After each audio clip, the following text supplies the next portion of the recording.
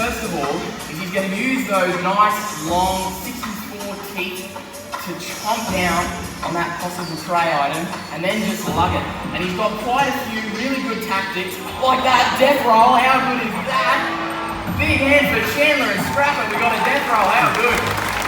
So that's a really great technique that they use to disorient an animal. He's still going to possibly even drown them off their feet. Now Scrapper is a real firecracker and he just keeps rolling. Once he starts, he doesn't stop. Good job, Chandler. And he sometimes just wraps himself up a bit. But he's gonna cut, alright. And now he's gonna get his lunch. Good job, Scrapper. Oh, I'm happy with that. Now, this is where it gets a little bit interesting. We're going to watch and see what Scrapper does with this. So once he's caught this prey item, you'll notice, see that he had his eyes pulled back into his head. Crocs can actually pull their eyes right the way back into their skull so that they don't get any injuries from pulls or anything like that. So he's chopping that down, swallowing it down. Crocs actually can't chew, so they have to maneuver that food item and just swallow it whole, just like that. It's incredibly efficient.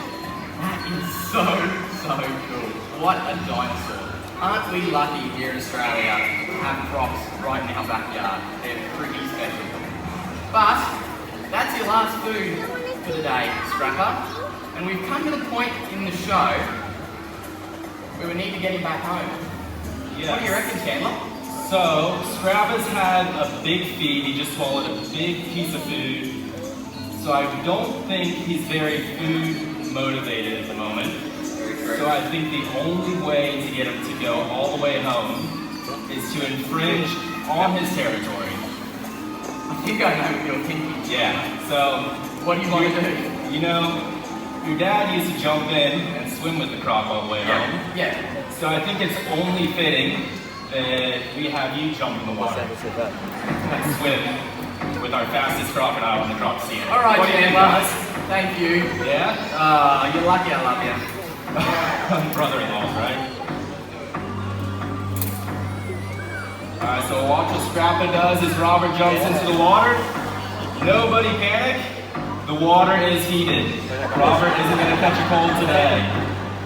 It's very low, 30 degrees Celsius, so Robert's quite comfortable. Now, right now you can see Scrapper's completely submerged, which means that he means business. He's trying to get Robert. He knows that Robert actually can't see him when Scrapper's underwater.